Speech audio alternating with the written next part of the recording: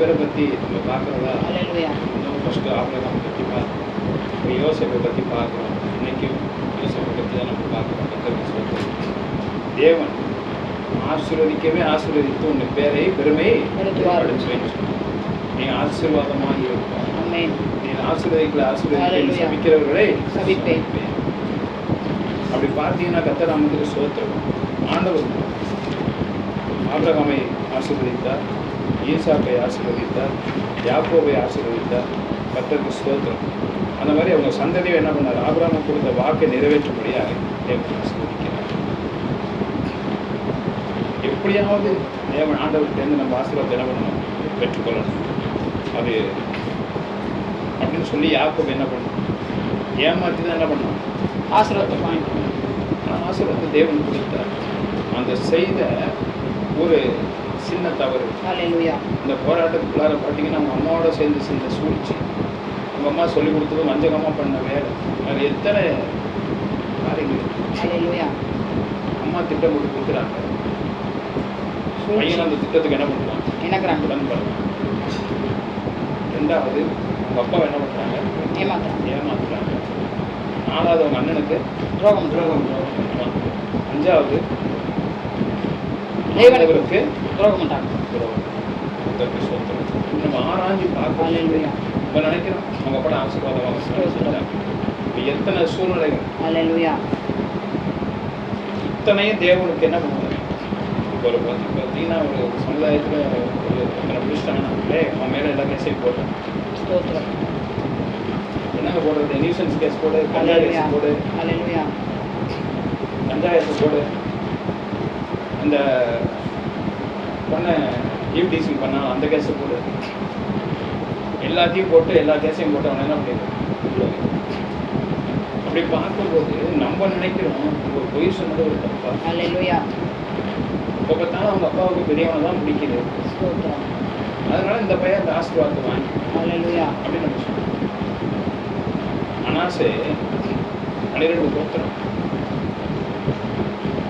12 பிள்ளைங்களுக்கும் 12. ஆனால் பார்த்தீங்கன்னா யோசேப்புக்கு 2 பிள்ளைங்க. பேர் என்ன தெரியுமா? சொல்லுவேன். வீட்டுக்காரங்க பேர் இன்னொருத்தன் நான் என்ன சொன்னேன், இன்னொருத்தன் இப்ராஹிம். இப்போ பார்த்தீங்கன்னா 2 குழந்தைங்களையும் ஆபிரகாம் என்ன சொல்றாரு, யாக்கோபு என்ன சொல்றாரு? 2 குழந்தையும் அழைச்சி வந்து என்ன பண்ணிடுறாங்க? ஆசீர்வாதம். இந்த குழந்தைய வந்து ஆசீர்வாதம். தேவனால் அங்கீகரிக்கப்பட்டவன் யாரு? யாக்கோபு. தேவனால் ஆசீர்வதிக்கப்பட்டவன் யாக்கோபு. ஆனாலும் கூட அவன் செய்த தவறுக்கு ஆண்டவர் என்ன பண்ணார்? அவனுக்கு தண்டனையை கொடுத்துருக்கார்.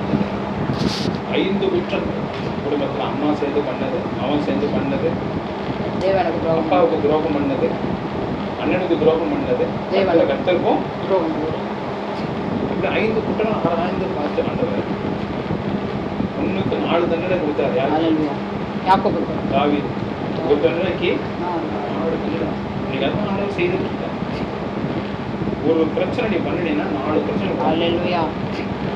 அப்போ இந்த மாதிரி இருக்கும்போது யாக்கோபுக்கு என்ன பண்ணார்? ஆண்டவர் சரியான தண்டனை என்ன பண்ணாரு?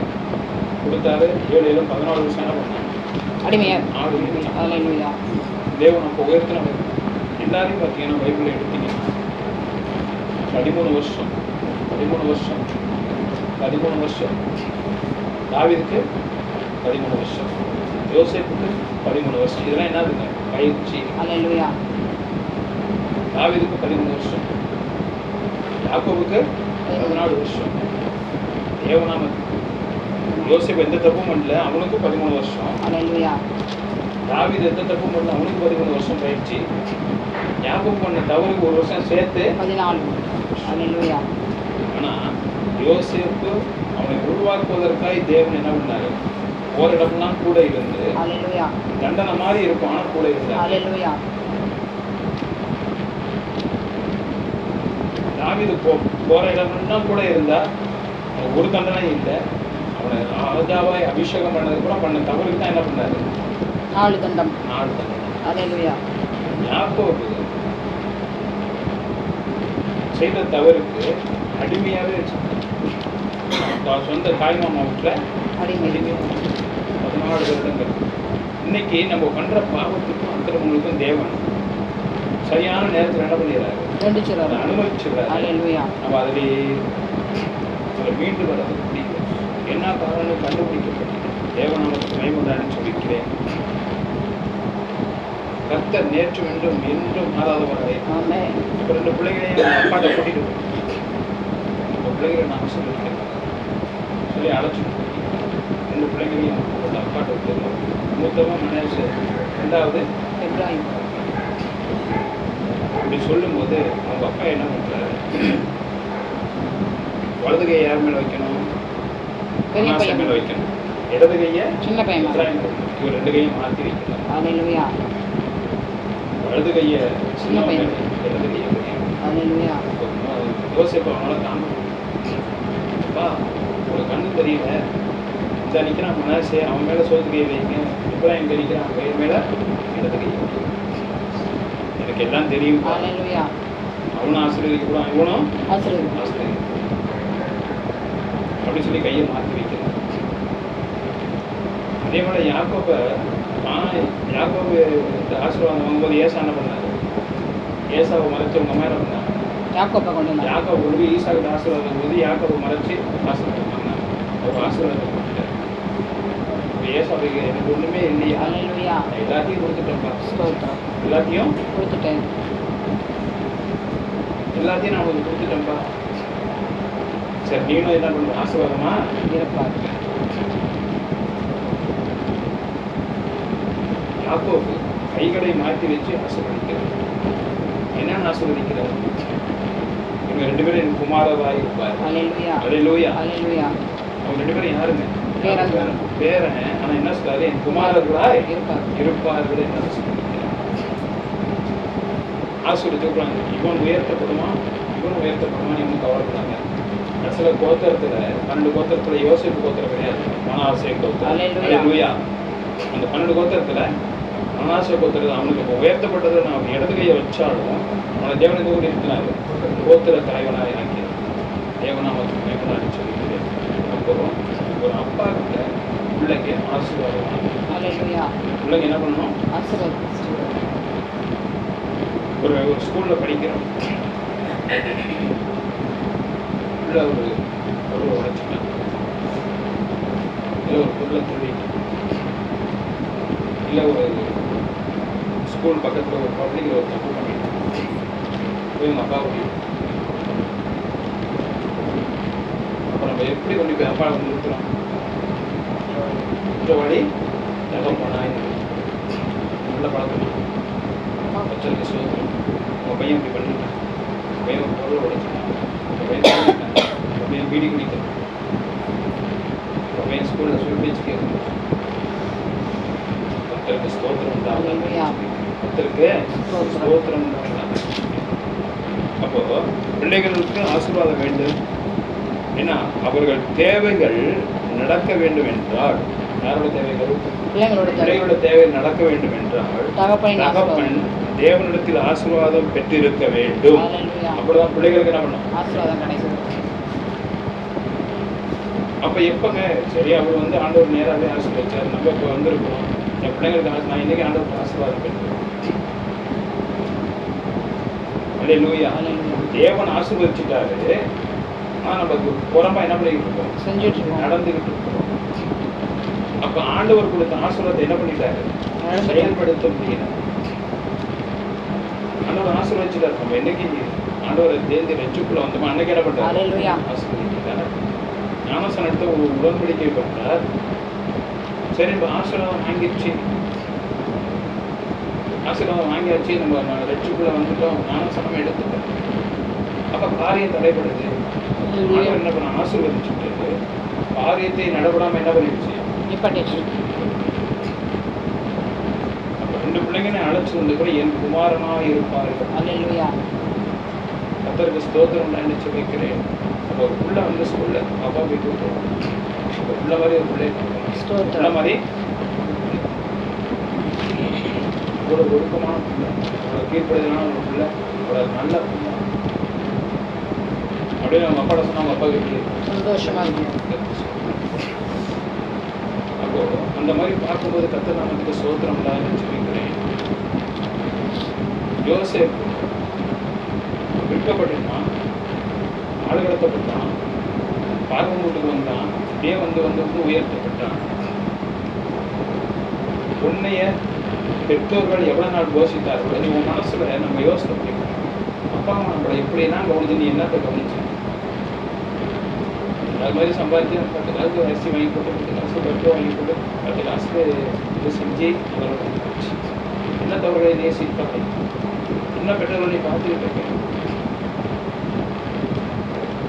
என்ன பெற்றோர்கள் அன்பு செலுத்துற? உங்களோட அன்பெல்லாம் எங்க வச்சிருந்த? யாரு பேரை வச்சிருந்த? யாருக்கான இது பிரயாசப்பட்ட? யாருக்கான இது உழைச்ச கொண்டு யார்கிட்ட கொடுத்த? யாரை உயர்த்தி வச்ச? அப்ப இந்த செய்யப்பட்ட கர்த்தருக்கு விரோதமாக செய்யப்பட்ட பாவங்கள், அப்ப தேவனா உனக்கு ஆசீர்வாதம் கொடுத்தா என்ன பண்ண முடியல? செயல்படுத்த அப்பப்ப ஆசீர்வதிச்சுட்டாரு. அந்த இடத்துக்கு என்னன்னு பேர் வச்சாரு? பெத்தேல் பேர் வச்சாரு.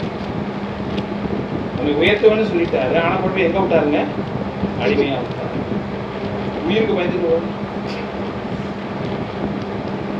ஈசாக்கு 100 மடங்கு அறுவடை செய்யலாம்.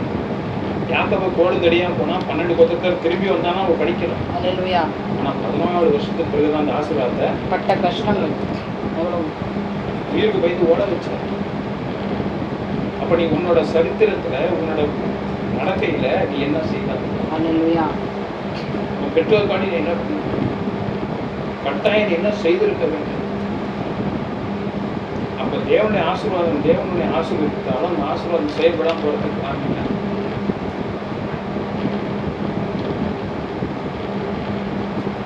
தேவன் உன்னோட நடவடிக்கைகள் எல்லாத்தையும் கவனிச்சுட்டு வர.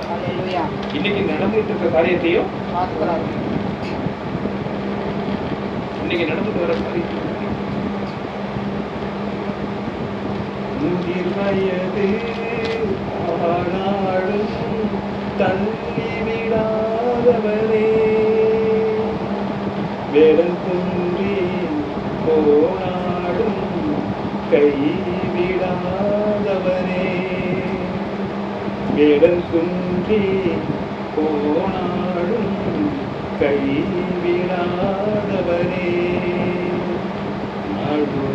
உம்மை துதிப்பேன், நன்றி சொல்லி நான் துதிப்பேன், நாள்தோறும் உம்மை துதிப்பேன், நன்றியோடு துதிப்பேன், பாடும்போது என் உதடு கெம்பீரித்து மகிழும், நீ மீட்டுக் கொண்ட என் ஆன்மா அக்களித்து அருள்மகிழும், நான் பாடும்போது என் உதடு கெம்பீரித்து மகிழும், நீ மீட்டுக் கொண்ட என் ஆன்மா அக்களித்து அருள்மகிழும். முதிர் வயதானாலும் சொல்லிவிடாதவர், வெள்ளம் குன்றும் போது கைவிடாதவர். அப்படி நம்ம வச்சுக்கணும்னா ஆண்டவரால் ஆசீர்வதிக்கப்பட வேண்டும். அப்பதான் நம்ம பிள்ளைங்களை ஆசீர்வதித்து அந்த ஆசீர்வாதம் என்ன பண்ண பிள்ளைங்களுக்கு கிடைக்கும்.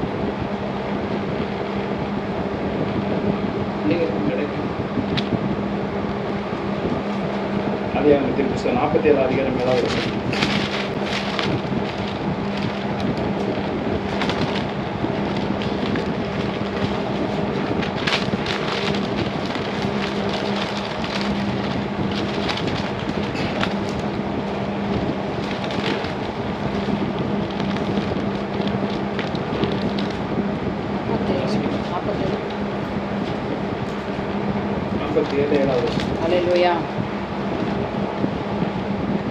பின்பு யோசேப்பு தன் தகப்பனாகிய யாக்கோபை அழைத்து கொண்டு வந்து அவனை பார்வோனுக்கு முன்பாக நிறுத்தினான்.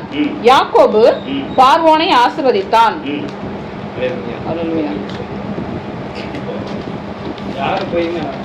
யோசேப்பு அவங்க அப்பாவால் பார்வோன் ஒரு விஷயம் பாருங்க, கர்த்தர் நாமத்தை ஸ்தோத்திரம் ஜெபிக்கிறேன். 17-15 வாசிங்க. அதே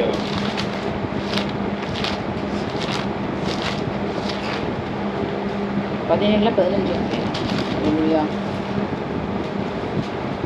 பின்னும் தேவன் ஆபிரகாமை நோக்கி, உன் மனைவி சாராயை இனி சாரா என்று அழையாதிருப்பாயாக. சாராள் என்பது அவளுக்கு பேராய் இருக்கும்.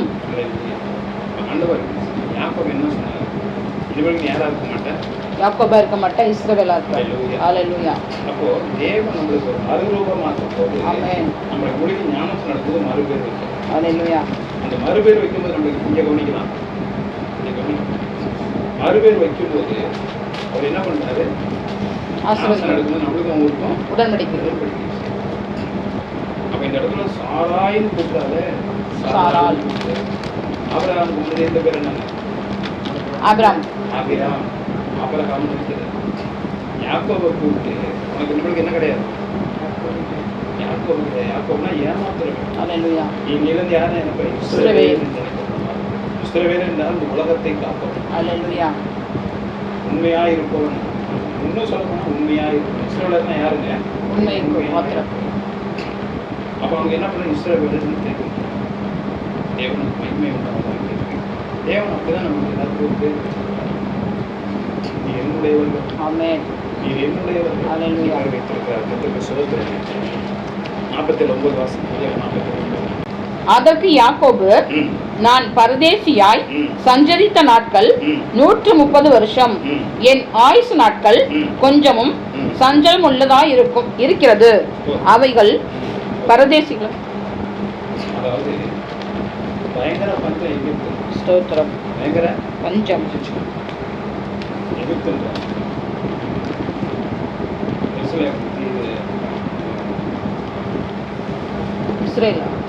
இஸ்ரேல் பயங்கர பஞ்சம்.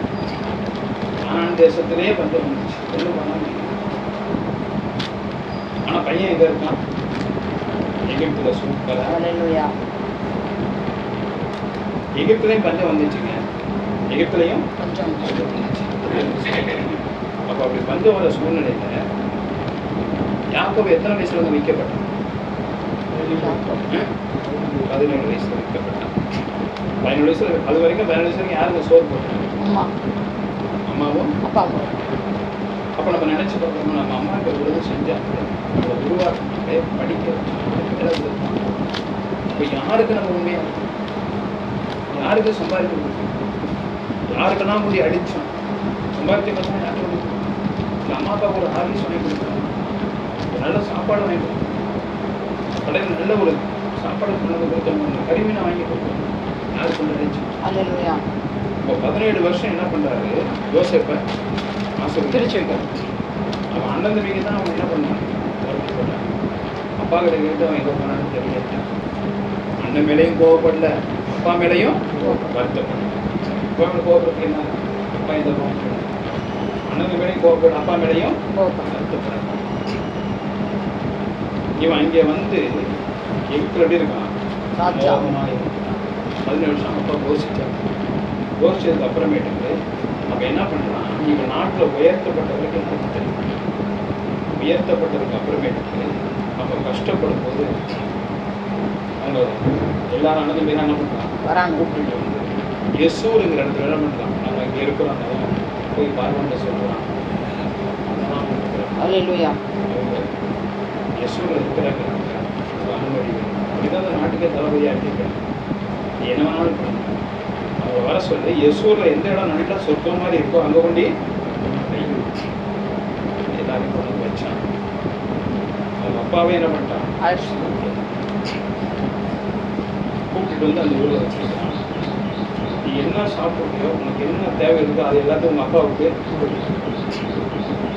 எகிப்துல பஞ்சம் வந்துச்சுங்க. எப்படி அவங்க நல்லா சாப்பிடுறாங்க, இஸ்ரவேல்ல பஞ்சத்துல சாப்பிடணும். எகிப்து எப்படி நல்லா சாப்பிடுறாங்க? அந்நியர் மேல அன்பு வைத்து அந்த இடத்துக்கு என்ன பண்றான்? அதுக்கு தான் நம்ம எந்த தேசத்துக்கு போறோமோ, எந்த சபைக்கு போறோமோ அந்த சபைக்காக என்ன பண்ணணும்? இந்த சபை ஊழியக்காரன் வேண்டி சொன்னோம். இடத்துக்கு போறோம். நம்ம எல்லாருமே பரதேசி தான். பிறந்த இடம் ஒரு இடம், வளர்ந்த இடம் ஒரு இடம், வாழ்ந்த இடம் ஒரு இடம், குடியிருக்கிறது ஒரு இடம். அல்லேலூயா. சொன்னா 130 வருஷம் என்ன ஆயிடுச்சு? நான் வேதனைப்பட்டு பரதேசியாக சஞ்சலமும் தவிப்பும் இருந்துட்டேன் அப்படின்னு சொல்லிட்டு இந்த தேசத்துக்கு நாமத்துக்கு சோதனை ஆயிட்டு சொல்லிக்கிறேன். 28வது வசனம். அல்லேலூயா. யாக்கோபு எகிப்து தேசத்திலே 17 வருஷம் இருந்தான். யாக்கோபுடைய ஆயுசு நாட்கள் 147 வருஷம். எத்தனை நாள் இருந்தாங்க எகிப்துல? 17 வருஷம். 17 வருஷம். 17 வருஷம் யார் பார்த்துக்கிட்டாங்க? யோசேப்பு பார்த்துக்கிட்டான். பெத்த தகப்பட்டு எத்தனை நாள் இருந்தாங்க? 13 வருஷம். முன்னாடி யாக்கோபு எத்தனை வருஷம் இருந்த? யோசேப்பு எத்தனை வருஷம் தான்? யாக்கோபுல 17 வருஷம். அதுக்கப்புறம் தான் வித்தாங்க. இப்போ அவங்க அப்பா எத்தனை வருஷம் இருக்காரு? 17 வருஷம். 130 வயசுக்கு வந்தாரு. இங்க 28 வயசா? 130 வயசுக்கு எகிப்துக்கு வராரு. பார்வன் என்ன சொல்றாரு? 17 வருஷம் அடைஞ்சது எல்லாம் தெரிஞ்சது. 130 வருஷம் அடைஞ்சேன் அப்படின்னு சொல்லிட்டு எகிப்துல வந்து பார்வன் சொல்றாரு. எத்தனை வயசுல சாகுறாரு? 147. அப்ப எத்தனை வருஷம் இங்க இருந்து? 17. அப்ப அப்பனுக்கு நீ செஞ்ச அதே உபகாரத்தை பையன் என்ன பண்றான்? செஞ்சிருக்கான். யோசிக்கிறான். என்ன உன் குடும்பத்துல நீ யார் அப்படி வச்சுக்கிட்ட? உங்க அப்பா உன்னை வளர்த்தாரு. 25 வயசோ 28 வயசோ 20 வயசோ 20 சோறு போட்டு உன்னை வளர்த்தாரு. உங்க அப்பா ஒரு நல்ல தோசை, உங்க அம்மாவுக்கு ஒரு நல்ல சாப்பாடு, உங்க அம்மாவுக்கு ஒரு துணிமணி, நல்ல டீ, நல்ல ஒரு பிரியாணி. உங்க தகப்பனும் தான் என்ன பண்ண? ஒரு பெற்றோரை எப்படி வச்சு? யாக்கோபு என்ன பண்ணாரு? யோசேப்பை ஆசீர்வதித்தார். யோசேப்பு பிள்ளைகளையும். அப்போ பெற்றோருக்கு ஆசீர்வாதம் வேணும்னா ஆண்டவன் ஆசீர்வாதம் வாங்கணும். யாக்கோபை யார் ஆசீர்வதிச்சாங்க? ஆண்டவர் தான். ஆண்டவர் ஆசீர்வதிச்சார். அந்த ஆசீர்வாதம் யார்கிட்ட இருக்கு? யாக்கோபுட்ட இருக்கு. அதனால அவர் என்ன பண்றாரு? யோசேப்பை ஆசீர்வதிச்சார். அப்ப பெற்றோரோட மனசு குளிரணும், பெத்த தாயோட மனசு குளிரணும். இப்ப நீ சம்பாதிச்சு உழைச்சி எனக்கு யாரு கொடுக்கணும்? இன்னைக்கு உன் பிள்ளைகளை நீ எதிர்பார்க்க நம்ம பேச்சதான் கேட்கணும். இப்போ உன் பிள்ளைகள் என்ன நன்மைகள் செய்யணும்? என்னென்ன துரோகம் பண்ணியிருக்கோம், என்னென்ன அப்படி உங்களோட வயசுல சில பேர் கொண்டு போய் ஆசிரமத்தில் விட்டுறாங்க. சில பேர் பார்க்கவே போக மாட்டாங்க. இறந்துட்டாலும் சரி சரி அடக்கம் பண்ணிடுவேன். நீ என்ன செய்தாங்க? ஆண்டவர் மன்னிச்சுட்டாருன்னு சொல்றோம்ல, எல்லாரையும் ஆண்டவருக்கு வந்துட்டா யாக்கோபு தான் மன்னிச்சாரு. ஏன் 17 வருஷம் கொடுத்தாரு? அது கூட தாண்டனே நடக்காம இருக்காது. நீ என்ன பண்ணாலும் நீ எந்த அனுபவிச்சே ஆகணும். எவ்வளவு தூரம் நீ விதாசனப்படுத்தினியா அனுபவிச்சே உனக்கு ஒன்று அப்படியே திரும்பும். அது மண் மாற்றவே மாட்டாது. சாப்பாடு கிடைக்கும், எல்லாம் கிடைக்கும். நீ என்ன செய்யறது அப்படி? எதை விதைக்கிறோமே அதே. 17 வருஷம் யோசேப்பு ஆசீர்வதிச்சார். ஹல்லேலூயா. யோசேப்பு உங்க அப்பா கொண்டு வந்து எத்தனை வருஷம்? 17 வருஷம். 17 வருஷம் அவனை ஆசீர்வதிச்சார். ஹல்லேலூயா. அவனிடத்துல இருந்தார். ஹல்லேலூயா. அது எப்படி கொண்டு வந்து வச்சான்? நாட்டுக்கு தளபதியா கொண்டு அவங்க அப்பா என்ன பண்ணுவான்? பாகு கொண்டு வந்தாரு. இன்னைக்கு நம்ம அப்பா கொஞ்சம் முடியலன்னு சொன்னா உங்க அப்பா மூக்கத்துக்குறாருன்னா நான் வந்து BA படிக்கிறேன் அப்படின்னாலும் உங்க அப்பா என்ன இருக்குன்னா எங்க அப்பா இல்லைங்க ஊருக்கு போயிட்டாருங்க, வெளியூர் போயிட்டாருங்க. சும்மாவே என்ன பண்ண கலெக்டரா இருக்காரு, டிப்டி கலெக்டரா இருக்கிறாரு, அதான் இருக்காரு. உங்க அப்பா கூட்டு பார்த்து கொண்டு போய் அறிமுகப்படுத்துறது கேவலம் தான் இருக்கும் அப்பாட இருக்கும். அப்போ அந்த தகப்பனை 17 வருஷம் அவன் என்ன பண்றான்? வச்சு கோஷிக்கிறான். அப்போ 140 வயசுல என்ன பண்ணுவான்? அவங்க மரணம் கர்த்தருக்கு ஸ்தோத்திரம் உண்டாயிடுச்சு சொல்லிக்கிறேன். 29வது இஸ்ரவேல் மரணம் அடையும் காலம் சமீபத்தது. அப்பொழுது அவன் தன் குமாரனாகிய யோசேப்பை வரவழைத்து அவனை நோக்கி, என் மேல் உனக்கு தயவு உண்டானால் உன் கையை என் தொடையின் கீழ் வைத்து என் மேல் பட்சமும் உண்மையும் உள்ளவனாய் இரு. என்னை எகிப்திலே அடக்கம் பண்ணாதிருப்பாயாக. அல்லேலூயா. அப்பா சொல்றாரு, நான் வந்துட்டேன், என்னை பார்த்துக்கிட்டேன். நான் சொல்றேன், நீ வாக்கு கொடுத்தோன்னா தொடைக்கில கையை நான் சத்தியம் வந்துட்டேன் வை. இங்கே மட்டும் என்ன பண்ணாத, இதோடைய நான் இஸ்ரவேல்ல கொண்டு போய் என்ன நம்ம தேசத்துல அப்படி சொல்ல ஒரு இறந்து போகிறார். இப்போ எவ்வளோ சந்தோஷப்பட்டு அப்பா மேலே கோவப்படல, அனந்தபி மேலே அப்பா மேலே அனந்த மேலே கோவப்படல, அப்பா மேலே வருத்தமும் படலை. அப்பா கேட்கல, அனந்தபி இருக்குதான், அனந்தபியும் கூட்டு மன்னிச்சான், அப்பாவே கொண்டு வந்து ஆசிரியர் வச்சான், உயர்ந்த நிலைக்கு வந்தான். உயர்ந்த நிலையில் உயர்த்தப்பட்ட அந்த தேசத்தை என்ன பண்ணான்? ஆசீர்வதிக்கப்படியா அந்த தேசத்தை மக்களுக்கு நன்மை செய்யலாம். என்ன பண்ணான்? அப்பாவுக்கு பிரியமானது